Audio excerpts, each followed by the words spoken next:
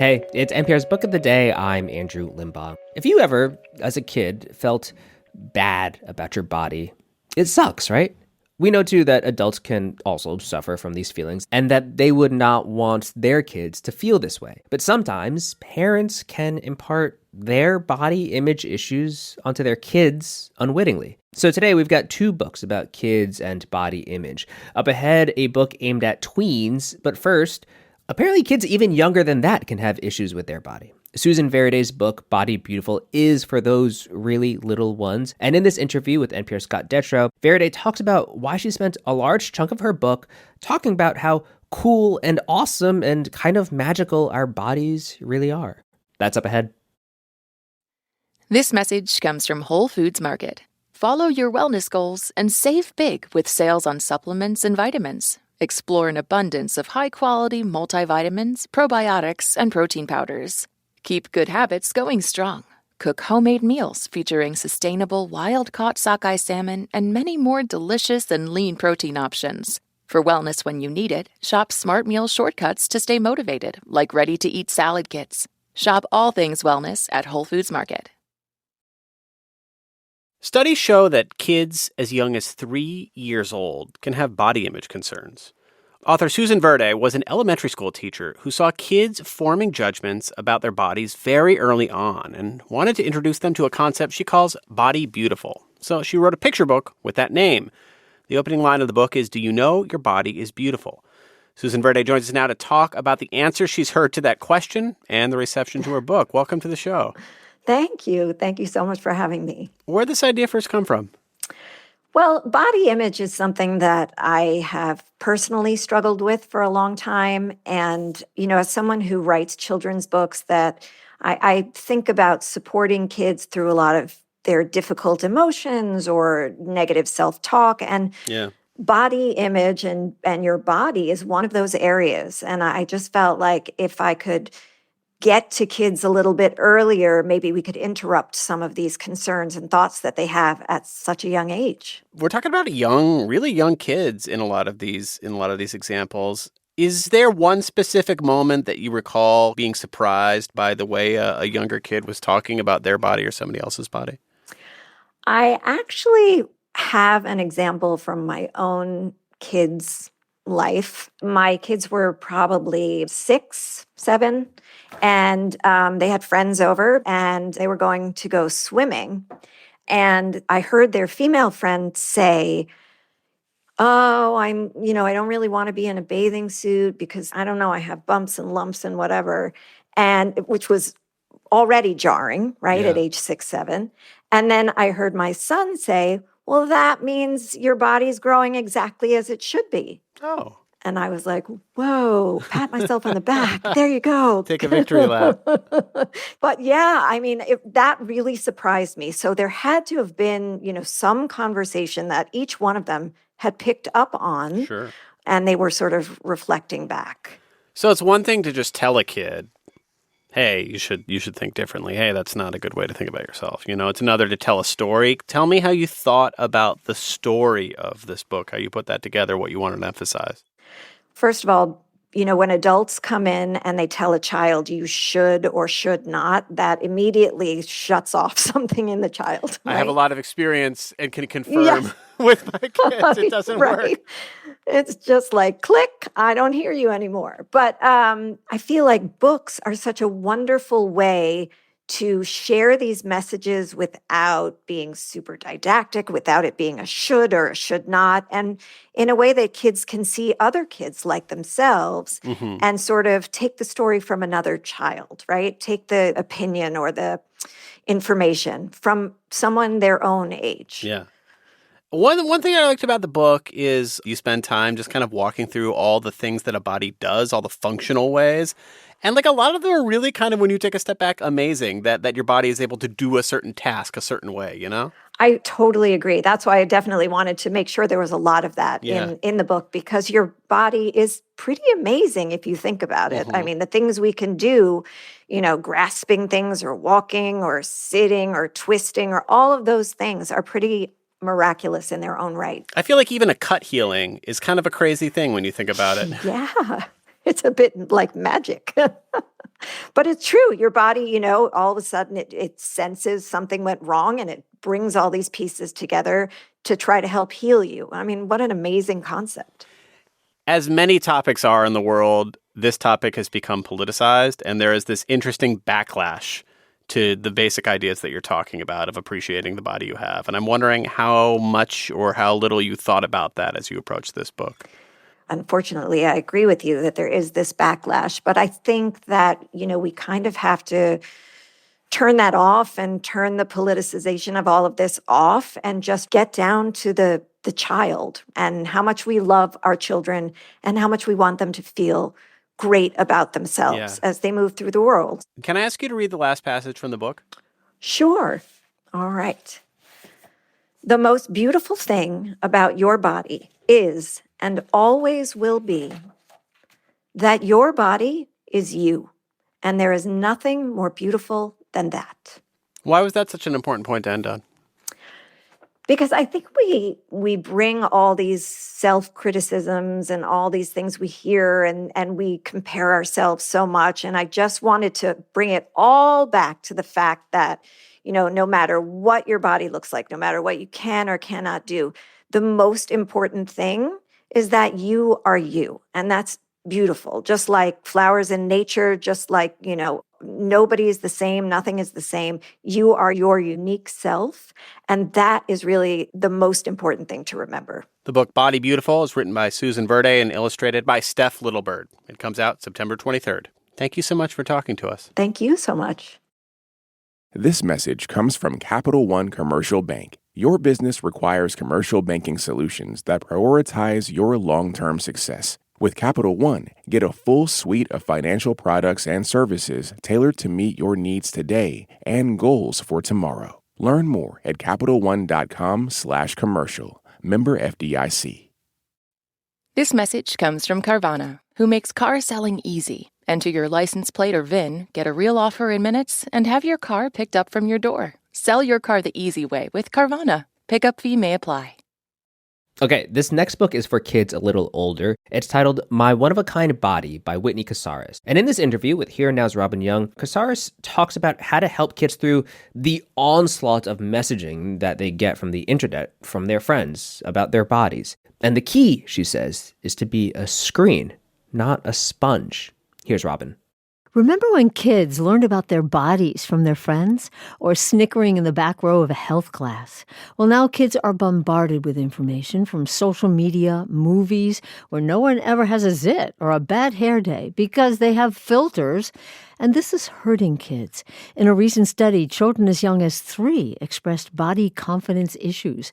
Another culprit, parents. A study in the International Journal of Eating Disorders found 76% of parents denigrated their own bodies in front of their kids. 43% commented negatively on their kids' bodies. What if kids were taught to talk to themselves to offset all these negative messages? Whitney Casares is a mom, a pediatrician, and a sometime spokesperson for the American Academy of Pediatrics. She's written a slim little guide that's also a workbook for kids. It's called My One-of-a-Kind Body, The Ultimate Guide to Caring for Me. It's for kids from about 7 to 12, with a cast of characters and worksheets for the readers. Dr. Casares, Whitney, this idea was born, we understand, when your own daughter put down her body? Absolutely. I was in the bathroom one day with my daughter, who must have been around 9 or 10, and she looked at me and asked, "Am I fat?" And that stopped me in my tracks. I remember being about the same age when I first asked that question of my own mom. But I grew up at a time when baby boomer moms covered themselves up with towels to hide their bodies when they got out of the shower, and they were fully immersed in diet culture, and that's not me. So I realized, even though we've come a long way since all the fat shaming shows, The Biggest Loser, The America's Next Top Model, we still have so far to go. And my own daughter had internalized this message that her worth hinges on a number. I had been actively trying to not body shame myself in front of her, but she needed more active guidance. So, okay, let's get going with some of your advice. It's one thing to tell kids, your body is special, you're unique, which you do. It's another to ask them to tell themselves which you do. Through these worksheets, a kid can have checklists. Yep. They can choose foods that they'd like to try. They can identify the body bullies in their lives or online. And they can track their energy changes depending on how much sleep they got. On one list, a kid can check how my body maintenance is going, washing my hands, brushing my teeth, bathing, showering regularly, using deodorant. Here's another one, my individual body maintenance needs. Write down 3 specific needs you have for taking care of your body. What might those be? Yeah, so I wanted there to be diversity within this book, having all types of different kids who are potentially autistic, like my own daughter, or there's a character in the book who has cerebral palsy. Those things might be, if you're living in a wheelchair, how do I need to make sure that my skin is well cared for so that I don't develop sores? If I have autism, how do I need to make sure that I'm taking care of my mental health when I'm feeling overwhelmed? Growing up, every health guide I read featured the same ideal, this thin, white, really able-bodied, effortlessly perfect person. And so I wanted the kids in this book to reflect the real world. And when I shared advanced copies of the book at the American Academy of Pediatrics conference this year, I really thought that people would be enthusiastic about it, and providers were. But what I didn't expect were the tears. I had a mom whose child uses a wheelchair who said she'd never seen something like this before. And all kids deserve to recognize themselves in stories about health. Well, you said a couple things. This idea, as you just said, somebody who is thin and white and appears the perfect, I'm doing air quotes, but this book is for them too, because someone else can think you look perfect and you can still hate your body. Or you can have a kid with what's seen as a perfect body and they're well adjusted and could still learn protection from messages. Yes. I mean, we had the first AI-generated commercial model this year in Vogue in an ad. And so between all of these AI-generated quote unquote, again, perfect faces, these TikTok glow up trends, the Sephora kid culture, kids are getting nonstop messages about what they should look like. And screen time that's focused on beauty culture or diet culture does severe harm to kids. And so the goal is to be a screen, not a sponge. When you are a sponge, you absorb every single message that comes your way and you internalize it. When you are a screen, you're able to filter and to decide and to become a detective, detecting when someone is trying to sell you something or when someone is trying to make you feel bad so that they can make a profit. So, for instance, a child can have a list, avoiding content I don't want to mimic. How often do they show inappropriate content, violence, bad words, bullying? Bullying. Let's just stay there for a second because I thought it was so interesting that one of the scenarios is a pediatrician came and talked to a child who had been body bullied. Is that something pediatricians normally do? Pediatricians talk about mental health all the time with kids, and we aren't, as pediatricians, talking about body bullying enough. And also, pediatricians and the healthcare system has been part of the problem for a long time. We were trained to monitor things that now we know are really flawed measures of health, like BMI. But those measures, the BMI specifically, it's based off of white men. It doesn't take into account cultural differences, the fact that muscle weighs more than fat. And so part of the sneaky mission of this book was to give pediatricians tools to be able to talk about there being health at every size with kids. What do you do when there is real concern that maybe a child does have unhealthy weight? What's the language you might use without shaming that child? Yeah, I think it's about extremes and it's about trends. You are loving cooking, you have a great relationship with food, and also your weight has gotten to an extreme over the course of the last year. We've seen a trajectory for a child who was going to an extreme in one direction or another. It includes too thin. Yes, it includes both extremes. That's part of our job as pediatricians is to watch the trends. If you give kids body confidence without body literacy, so them understanding how their body works and what it needs to function well and to feel good for a lifetime, we're doing kids a disservice. Yeah. We have to teach them, of course, that not all foods are bad, with the exception of maybe giving your fourth grader a Red Bull or something like that, but that some foods are more nutrient dense. And also that food can be a great way to cope with bad feelings or with good feelings. We all do that to celebrate. And sometimes, I have a piece of chocolate cake if I'm not feeling great. But also, there are other ways to manage our really hard emotions, like developing self-compassion or listening to music or talking to a friend. There's a list of things that I can do to feel better. I'll go for a walk, listen to my favorite song, take a nap, my feelings tool belt. You want kids to know the difference between a growth mindset and a fixed mindset. Yeah. So a growth mindset is that I will make mistakes, and it's the way that I learn from those mistakes that helps to be a strong person. A fixed mindset is this is the way that I am, and it's not going to change. So a fixed mindset really gets kids stuck. It makes them feel like, oh, well, then if I fail, that I'm a fraud.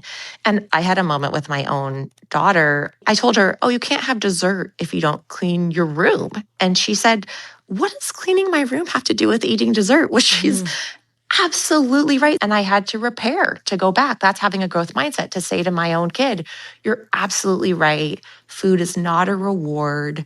We can figure out some other thing, but it's not going to be food, because you're so right that I don't want to make that association for you. Right. And it also brings us to the last piece of caring for yourself, which is kindness, where you ask kids to say kind things to themselves.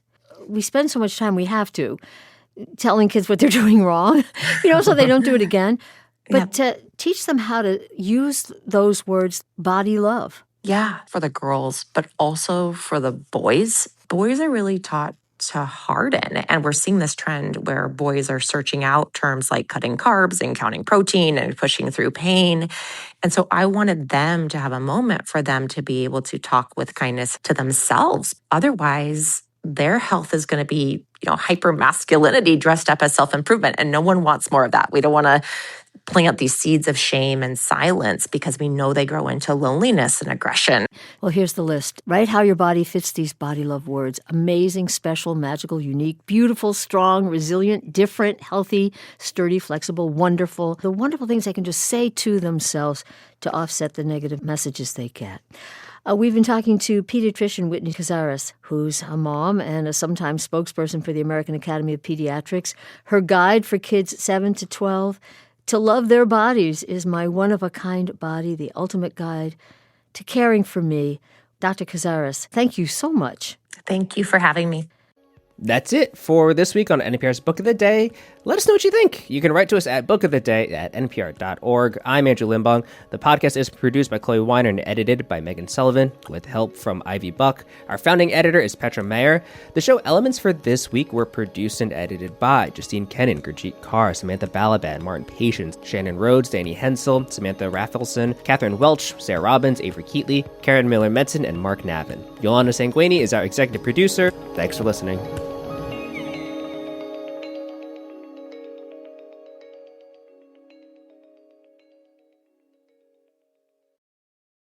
Support for NPR and the following message come from Spectrum Business, providing connectivity solutions to help your business stay online and on track, delivering fast, reliable internet, phone, TV, and mobile solutions, all backed by 100% U.S.-based support. Spectrum Business offers scalable plans and straightforward pricing to keep your business moving. Spectrum Business, reliable connections, responsive support, and tailored solutions that power your success.